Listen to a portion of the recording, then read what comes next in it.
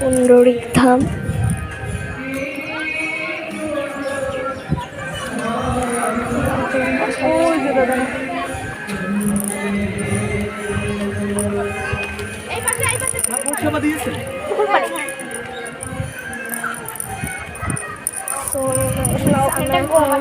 ওইদিকে যাচ্ছি, আমরা একটু গোমাতা পুজো দিয়েছিলাম। দিদি ওখানে গোমাতা ছাড়া একটু বড় আছে, জানি জানি।